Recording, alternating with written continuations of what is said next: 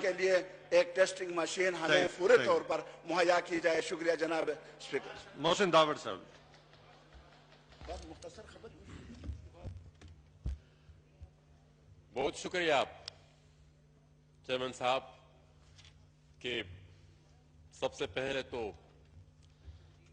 آج موقع ملا ہمیں، اور اس سے پہلے اس بات کا بھی شکریہ ادا کرتے ہیں کہ کم از کم اس اجلاس کے لیے تو بلایا گیا، ورنہ کورونا سے ریلیٹڈ اب تک جتنے بھی پارلیمنٹری پارٹیز یا مختلف میٹنگز ہو چکے ہیں، چاہے حکومت کی طرف سے ہو یا اپوزیشن کی طرف سے بلائے گئے ہوں، اس میں ہمیں بلانے کی زحمت نہیں کی گئی. ہم سب سے پہلے تو ان تمام ہیلتھ ورکرز کو، جتنا بھی پیرامیڈک سٹاف ہے، جتنے بھی ڈاکٹرز ہیں جو فرنٹ لائن پہ لڑ رہے ہیں اس وبا کے ساتھ، سب سے پہلے ان کو سیلوٹ پیش کرتے ہیں، خراج تحسین پیش کرتے ہیں کہ اتنے خطرے کے ماحول میں بھی وہ اپنے جان ہتھیلی پہ رکھ کر اس کا مقابلہ کر رہے ہیں اور عوام کو تحفظ دے رہے ہیں. ساتھ ہی ساتھ جتنے بھی ہمارے کولیگز اس اسمبلی میں جو شکار ہوئے ہیں کورونا وائرس کا، منیر اور اکزئی صاحب وہ ریکور ہو چکے ہیں، گل ظفر صاحب اور محبوب شاہ صاحب، اور اگر کوئی ہو نام میں بھول گیا ہوں تو معذرت خواہ ہوں، تو ان کی جلد از جلد صحت یابی کے لیے بھی ہم دعا گو ہیں. جناب چیئرمین، بنیادی طور پر تفصیلی بات ہو چکی ہے، تقریباً بار بار ریپیٹ کرنے کی ضرورت بھی نہیں ہے، وہی باتیں ریپیٹ ہو رہی ہیں. اسپیسیفکلی میں لاک ڈاؤن پر زور ڈالنے کی کوشش کروں گا کہ لاک ڈاؤن سب سے اوپر سمارٹ لاک ڈاؤن یہ ایک ایسی اصطلاح تھی کہ جب ہم یہ جو لا انفورسمنٹ ایجنسیز پولیس والوں سے ملتے تھے تو وہ بھی کہتے تھے کہ ہمیں سمجھ نہیں آتی کہ یہ سمارٹ لاک ڈاؤن کیا ہوتا ہے، یا لاک ڈاؤن بتائے تو خود کیا چیز ہوتی ہے. جو جتنے بھی عرصے تک یہ لاک ڈاؤن وہاں پر ابھی تک اب تو ختم ہو گیا ہے، لیکن جب تک یہ لاک ڈاؤن امپوز تھا میرے خیال میں وہ ریزلٹ نکلے نہیں ہے، وہ فائدہ ہوا نہیں ہے، وہ مقاصد حاصل نہیں کر سکے جس کے لیے وہ لاک ڈاؤن امپوز کیا گیا تھا. کیونکہ پارشل لاک ڈاؤن تھا تو ہمیں یہ سمجھ نہیں آ رہی تھی کہ چند دکانات کو بند کر کے لوگوں کو جمع غفیر اپنے صبح کی تو میں جب تک جہاں میں گما ہوں مجھے تو وہی روٹین کے معاملات نظر آ رہے تھے، تو وہ کنٹینمنٹ اس طریقے سے دیکھنے میں نہیں آئی جس طریقے سے ہونی چاہیے تھی. تو میرے خیال میں صرف وہ کاروبار، وہ روزگار لوگوں کے ضائع ہوئے ہیں، باقی وہ فائدہ ہم نے حاصل نہیں کیا کہ ہم اس چیز کو کنٹین کر سکے. اب ہم یہاں پر بات کرتے ہیں ساؤتھ کوریا کی. مجھ سے پہلے ہوتی صاحب نے بھی یہ بات کی، پرائم منسٹر صاحب بھی اس کی اگزامپل دیتے ہیں کہ ساؤتھ کوریا میں بھی لاک ڈاؤن امپوز نہیں کیا گیا تھا، انہوں نے کنٹرول کر لیا ہے. تو بہت بڑا فرق ہے ہمارا اور ساؤتھ کوریا کے درمیان. ساؤتھ کوریا کی جو ٹیسٹنگ کیپیسٹی ہے، چند دن پہلے کی جو فکر ہے میرے ساتھ، تو وہ ہے 12,365 پر ملین. 12,365. انہوں نے بالکل کنٹرول بھی کیا، ٹریس بھی کیا، لیکن انہوں نے اتنی بڑی تعداد میں ٹیسٹنگ بھی کی، اور پھر اس طریقے سے جو ٹریسنگ ہوئی اس کے بعد پھر انہوں نے اکارڈنگلی جو پریکاشنری میجرز تھے وہ بھی پھر لیے، اور اس چیز کو پھر انہوں نے ختم بھی کیا ہے. لیکن ہمارے ہاں تو سچویشن بالکل ہی الٹی ہے. یہ چند دن پہلے کی جو ہمارے ساتھ فگرز ہے، خیبر پختونخوا جو سب سے زیادہ افیکٹڈ صوبہ ہے، جہاں پر سب سے زیادہ ڈیتھس ہوئی ہے، تو وہاں پر 520 ٹیسٹ پر ملین. پنجاب میں 664 ہے، بلوچستان میں 813 ہے. سندھ میں سب سے زیادہ 1274 پر ملین پاپولیشن ہے. لیکن یہ چند دن پہلے کی فگر ہے, اس میں 19-20 فرق آئی ہوگی. اب پھر جب ہم خصوصاً خیبر پختونخوا کی بات کریں تو وہاں پر جو زیادہ ٹیسٹنگ ہوئی ہے, جو پشاور ویلی, پشاور, مردان میں چونکہ پہلا کیس آیا تو زیادہ ہی وہاں پر, لیکن جتنے بھی یہ ریموٹ ایریاز ہیں, کوہستان میں ابھی تک کوئی ٹیسٹ نہیں ہوا, جو چند دن پہلے کے فگرز ہیں. مومند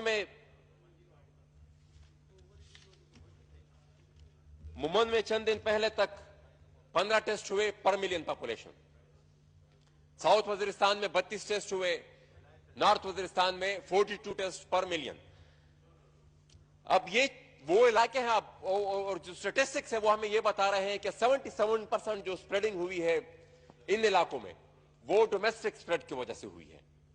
اب یہ یہاں پر اس چیز کا پہلا, وہاں پر جوائنٹ فیملی سسٹمز بھی ہے اور مطلب انٹریکشنز بھی بہت زیادہ ہے, اویئرنس کمپینز بھی اس طریقے سے نہیں چلائی گئی, تو اس میں یہ چیز وہ ولنریبلٹی پھر اور بھی زیادہ ہے. اور ہم یہاں پر جب دیکھ رہے ہیں کہ وہاں پر ٹیسٹنگ کیپیسٹی اس جیسی نہیں ہے جتنی ہونی چاہیے تھی, تو یہ ریکمنڈیشن ہے ہماری کہ جتنے بھی ریموٹ ایریاز پورے ملک میں, یہ میں نے اپنے صوبے کے فگرز لیے, شاید تمام سارے صوبوں میں یہی مسئلہ ہو کہ جو کیپٹلز ہے یا جو اربن ایریاز ہیں وہاں پر شاید ٹیسٹنگ زیادہ ہو, اور جتنے بھی آپ چلتے جائیں آگے وہاں پر ٹیسٹنگ کیپیسٹی اتنی نہیں ہو. تو جتنے بھی ریموٹ ایریا ہیں وہاں پر ٹیسٹنگ کیپیسٹیز کو اپ گریڈ کرنے کی ضرورت ہے. اوورسیز جتنے بھی ہمارے ساتھی ہیں, جتنے بھی ہمارے ملک کے جتنے بھی ہمارے وہاں پر بسنے والے لوگ ہیں, خصوصاً ہمارے لوگ, ہمارے خیبر پختونخوا کے لوگ وہاں پر یہ گلف کنٹریز میں خصوصاً بہت ہی زیادہ ہے, اور وہ پورا نقشہ مجھ سے پہلے ہوتی صاحب نے کھینچا, میں اور پھر اس کو ریپیٹ کرنے کی وہ نہیں کرتا. لیکن مسئلہ ان کا یہ ہے کہ وہ ایک تو ان کی واپسی کا مسئلہ ہے, وہاں پر وہ جاب لیس ہو چکے ہیں, جو آمدن تھی ان کی وہ بھی ختم ہو چکی ہے. اب جب وہ واپس آنے کی کوشش کرتے ہیں تو پہلے تو فلائٹس نہیں ہوتی, اور پھر جب پی آئی کی فلائٹس ہوتی ہے تو وہ بھی بہت مشکل سے پہلے ان کو ٹکٹ ملتا ہے, پھر جب ٹکٹ بھی ان کو ملتا ہے تو وہ پھر 3 گنا 4 گنا زیادہ اس کے فیئر ہوتی ہے. تو یہ بھی ایک سجیشن ہے کہ پی آئی اے کی حکام تو ان کو چاہیے تھا کہ سبسیڈائزڈ ریٹس میں فلائٹس بھی بڑھائے, اور سبسیڈائز ریٹ میں وہ ان ممالک سے لوگوں کو یہاں پر لے کر بھی آئے. لیکن ہم الٹی چیز دیکھ رہے ہیں کہ سسٹم بالکل الٹا چل رہا ہے. ساتھ ہی ساتھ بہت ہی ضروری چیز جس کی طرف میں اشارہ کرنا چاہتا ہوں, یہاں پر ایجوکیشن منسٹر نے آن لائن کلاسز کی بات کی. داور صاحب چونکہ کافی میں جناب تو آپ وائنڈ اپ کی, میں وائنڈ اپ کرتا ہوں. میں نے ایک اور ایشو پہ بھی 2 منٹ بات کرنی ہے, مجھے ذرا ٹائم دیجیے گا. میں آن لائن کلاسز کی یہاں پر بات ہوئی, ہماری ایکس فاٹا کے جتنے بھی لوگ ہیں 1-2 ڈسٹرکٹس کو چھوڑ کر, ان کے طلباء چیخ رہے ہیں سالوں سے. اور جب سے یہ لاک ڈاؤن ہوا ہے اور آن لائن کلاسز کا وہاں پر آغاز ہوا ہے تو وہ وانا میں احتجاج جاری تھا, نارتھ وزیرستان میں احتجاج ہوا. مطالبہ وہ یہ کر رہے تھے کہ ہمیں 3G اور 4G کی سہولت دی جائے. وہاں پر سیلولر نیٹ ورکس جا چکی ہیں, لیکن وہ 3G اور 4G آن نہیں کر رہی. تو ہمیں یہ بھی بتایا جائے کہ وہ کون سی ایک دفعہ پھر قوت ہے جو ابھی تک انٹرنیٹ کو وہاں پر نہیں چھوڑ رہی, کہ اس لاک ڈاؤن کی سچویشن میں وہاں پر جو انلاؤن بس وہی اشراف کیا ہے. اب تو پرائم منسٹر صاحب نے خود ہی نام لے لیا, وہ اشراف کیا, ایک ہی اشراف کیا ہے ملک میں, اس کی طرف میں بھی آ رہا ہوں. دوسری چیز جو بہت امپورٹنٹ ہے, میں ایک بہت ضروری ایشو کو ڈسکس کرنا چاہتا ہوں چیئرمین صاحب. چند دن پہلے ہمارے علی وزیر صاحب کا چونکہ کورونا پازیٹیو آ چکا ہے, اللہ ان کو جلد از جلد ریکور کرے. وہ خود آتے تو وہ اس معاملے پر بحث کرتے. ان کے چچا زاد بھائی عارف وزیر, جن کا چند دن پہلے وانا میں ان کو ایک ٹارگٹ کلنگ کے ذریعے ان کو شہید کیا گیا، اور یہ کوئی پہلی شہادت نہیں ہے ان کی فیملی کی. اسی دہشت گردی کی جنگ کے خلاف جو جنگ ہے اس میں وہ 18 شہادتیں دے چکے ہیں. لیکن عارف وزیر کی جو شہادت ہے وہ کچھ منفرد اس لیے ہے کہ نارملی تو ہونا یہ چاہیے تھا کہ ایک ٹارگٹ کلنگ کا، ایک دہشت گردی کا اگر واقعہ ہو تو ریاست کو یہ رسپانسبلٹی بنتی ہے کہ وہ جائے انویسٹیگیٹ کرے اور وہ جو کلپریٹس ہیں ان کو پکڑے. یہاں پر تو ہم الٹا دیکھ رہے ہیں کہ جتنے بھی پراکسی اکاؤنٹس ہیں وہ اس چیز کو سیلیبریٹ کر رہے تھے، یہاں تک کہ حکومت مکمل خاموش تھی. وفاقی اور صوبائی حکومت کی طرف سے اس قتل کی کوئی مذمت نہیں ہوئی، یہاں تک کہ گورنر پنجاب صاحب کی آفیشل ٹیم کے ویریفائیڈ اکاؤنٹ کی طرف سے ایسا مواد thank you very much. ایسا نہیں میں جناب اسپیکر یہ بہت ضروری بات ہے، میں وائنڈ اپ کرنا چاہتا ہوں. اس مقصد کے لیے اجلاس بلایا گیا ہے. کورونا تو پہ اسی بھی بات کر رہا ہوں، کورونا لیکن پہ فوکس کورونا کی آڑ میں ہیومن رائٹس کی وائلیشن بھی نہیں ہونی چاہیے، ہیومن رائٹس کی وائلیشن بھی نہیں ہونی چاہیے. کورونا کی آڑ میں دہشت گرد وزیرستان سے لے کر باجوڑ تک پھر ابھر رہے ہیں، وہ پھر ری گروپنگ کر رہے ہیں. یہ کورونا سے تو آپ چھٹکارا پالیں گے، لیکن وہ دوسری دہشت گردی کی وبا جنہوں نے 70,000 کے قریب ہمارے بندوں کو شہید کیا ہے اس سے بھی نپٹنا ہوگا، اور یہ سب کورونا کی آڑ میں ہو رہا ہے. جناب چیئرمین آخری بات میں وائنڈ اپ کرتا ہوں. تو یہ بہت ضروری چیز ہے چیئرمین صاحب،